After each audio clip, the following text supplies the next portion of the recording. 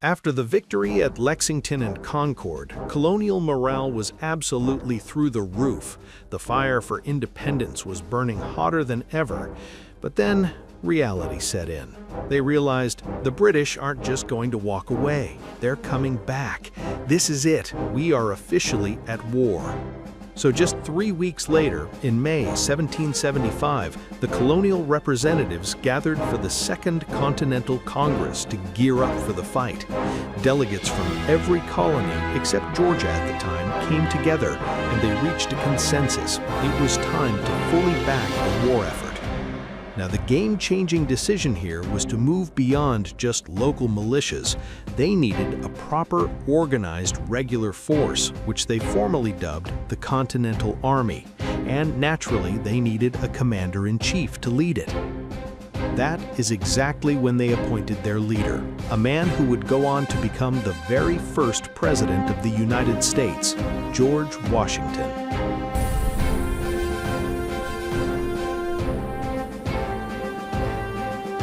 Right after Washington took the helm as commander-in-chief, things escalated quickly. We're talking about the first major all-out conflict of the Revolutionary War, the Battle of Bunker Hill. Now picture Boston, where the British were entrenched. Directly north, there's a teardrop-shaped piece of land that looks almost like a mirror image of Boston itself. That is the Charlestown Peninsula. The Continental Army made a bold move and seized that northern peninsula by surprise. Why? Because they knew if they could set up cannons there, they could rain fire down on any British ships trying to enter or leave Boston Harbor. The British were completely caught off guard. Realizing the danger, they scrambled to launch a counterattack on Charlestown before it was too late. On the night of June 16th, under the cover of darkness, about 1,300 Continental soldiers crept onto the peninsula. They immediately started digging in on the tallest peak, Bunker Hill, and the lower Breeds Hill nearby. They worked furiously through the night, right under the British Army's nose. By the time the sun came up, they had miraculously built a redoubt, a defensive dirt wall standing over 6 feet tall. As the sun rose, the British fleet spotted the Americans and immediately opened fire with their cannons. Meanwhile, the British commanders in Boston scrambled to come up with a plan. But here was the problem. They had 4 generals, but no single supreme leader calling the shots. So naturally, they started a gentleman's debate. This was actually a chronic issue for the British military, all the way up to World War II.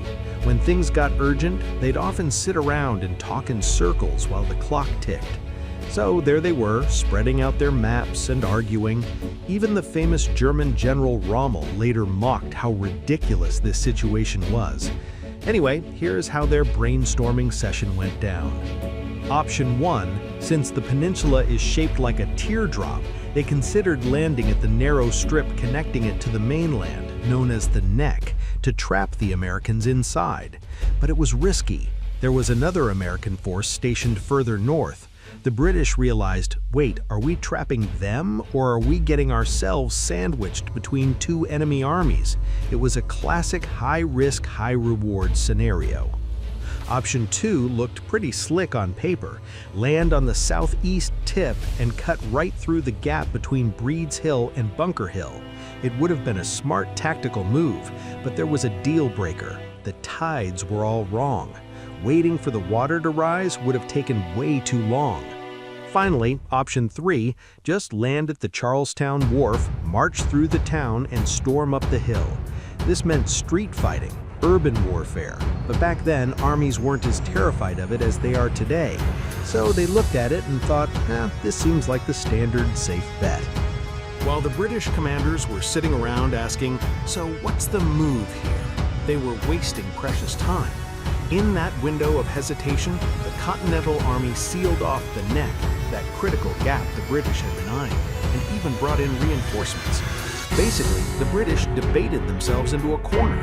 They missed out on all the smart tactical options and were left with only the most reckless path forward. In military terms, this is the textbook definition of losing the initiative. The British were essentially flying blind. They didn't understand the local terrain, and their chain of command was a mess. General William Howe led the assault force of about 2,200 men and 10 cannons. But once they hit the ground, they realized the American defenses were solid. There were no weak spots to exploit. So Howe made a fateful decision, a direct head-on assault right up the face of Breed's Hill. Howe lined up his main force in a broad formation along the beach below the fortifications. But over on the east side, the terrain was tricky. There were steep coastal cliffs. The space was so tight that he had no choice but to funnel his soldiers into a long, narrow column just to push them forward. As the battle raged on, thousands of Bostonians clambered onto rooftops, church steeples, basically any high point they could find just to watch the show. Believe it or not, there were actually more spectators than soldiers fighting. Because tens of thousands of people witnessed and wrote about it, this is one of the most well-documented battles in history. The British tried to execute these complex tactical maneuvers to dodge American fire, but without knowing the terrain and rushing the attack, it was doomed to fail. Now, the Continental troops weren't professional soldiers, but they were hardened by hunting and experience in the French and Indian War. These guys were sharpshooters, hiding behind a wall and picking off targets. That was exactly their specialty. Here is a piece of history trivia. Even though we call it the Battle of Bunker Hill, the real fighting actually happened on Breed's Hill. When the British marched up in their standard formation, they were absolutely decimated by American volley fire. The British officers bravely rallied their shocked troops and pushed for a second assault, only to be cut down all over again. That is when General Howe finally got his act together and switched up his strategy. He reorganized his troops into columns to punch through the line. At that exact moment, the Americans hit a crisis point. They ran out of ammunition.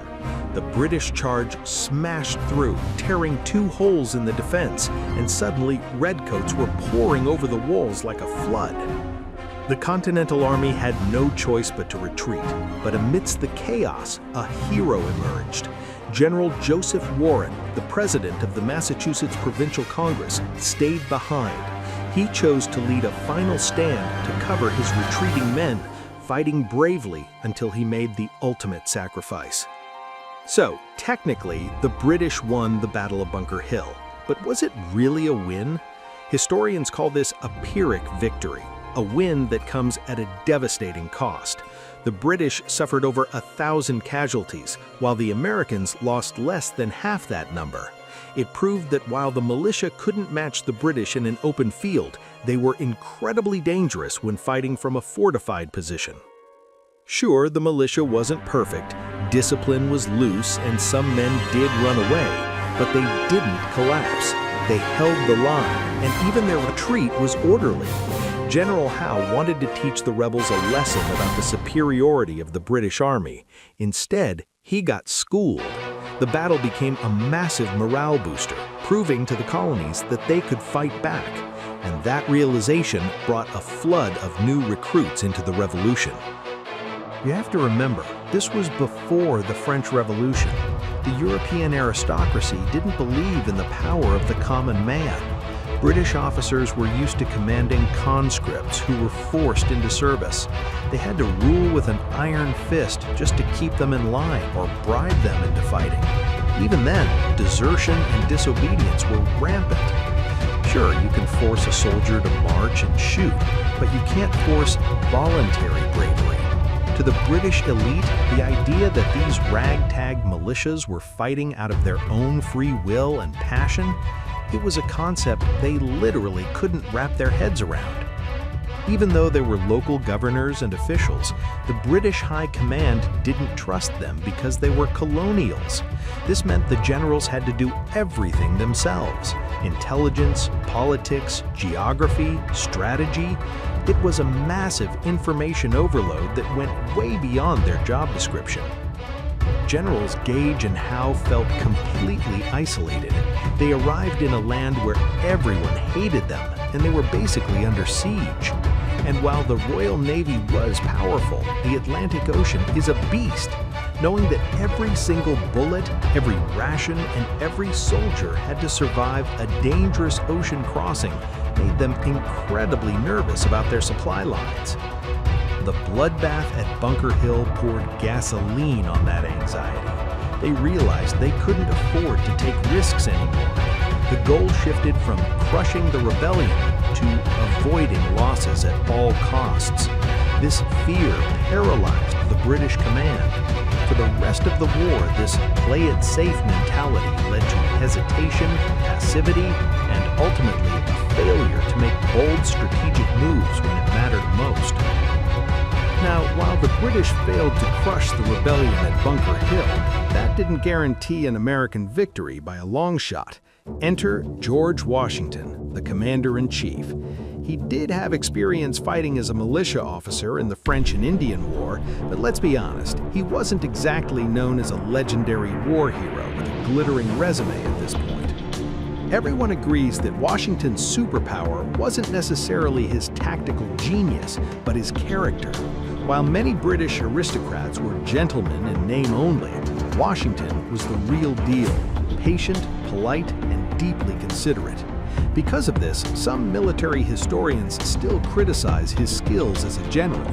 If you compare him to aggressive leaders like Napoleon or General Patton, Washington might come across as a bit of a desk general or just a really nice guy in a uniform. But that is a totally unfair take. You have to understand what he was working with. The Continental Army had plenty of spirit of liberty, but as an organization, it was a disaster. Congress had signed soldiers to one-year contracts, so guys would sign up out of patriotism, but once the reality set in, most of them were just counting down the days until they could go home. Uniforms and weapons, completely random. They couldn't even march in a straight line. When Washington inspected the camps, he was horrified. There were no latrines, no designated trash areas. The barracks were basically one giant garbage dump. And here is the kicker. These Americans loved liberty and equality so much that they didn't understand the concept of military discipline. They thought, hey, officers and privates are equal, right? So they'd just ignore orders. It wasn't an army, it was a social club where officers and soldiers hung out together. The officers didn't even know how to lead. And get this, when guards got bored on duty, they would actually walk over to the British lines, trade tobacco, and just chat with the enemy. Washington had the monumental task of turning this disorganized mob into a real fighting force. He started by teaching these free-spirited officers what their actual jobs were. He cracked down hard on laziness and insubordination, using strict discipline, fines, public shaming, you name it. Cowardice in battle, that was punished even more severely. Now, by modern standards, his methods might seem harsh, but compared to the brutal discipline in European armies at the time, he was actually quite reasonable.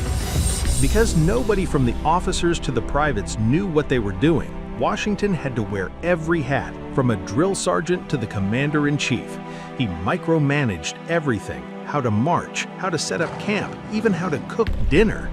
Usually, people this obsessed with details miss the big picture, but not Washington. He was surprisingly good at predicting enemy moves and planning battles that actually fit his army's capabilities. He possessed a unique mix of kindness and terrifying persistence.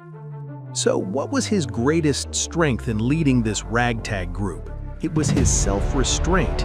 He knew exactly how to distinguish between what he wanted to do, what he had to do, and what he could do. But his true superpower as a leader was his eye for talent. While he was patient with the incompetent, he never hesitated to find hidden gems among the ranks and promote them to positions of power. But here's the hard truth. You can't transform a massive organization overnight, not even if you're George Washington. The gap between a militia and a professional army was just too wide. In the battles following Bunker Hill, the Continental Army usually got crushed, barely managed to draw, or only survived because the British generals were too timid to finish them off. In today's episode, we explored the hidden truths behind the Battle of Bunker Hill and Washington's desperate struggle to turn a ragtag mob into a disciplined force. The British won the battle, but lost their nerve. The Americans lost the hill, but found their potential. Now, let's be real. We all know how this story eventually ends, but the real question is, how? How does a chaotic militia actually defeat the British Empire? How did this mess of an army evolve to stand toe-to-toe with the deadliest military machine in the world? That transformation is the most thrilling and the most complex part of revolutionary history. Join us in the next episode as we continue to uncover that answer. If you enjoyed this video, please hit that like button and subscribe. Thanks for watching.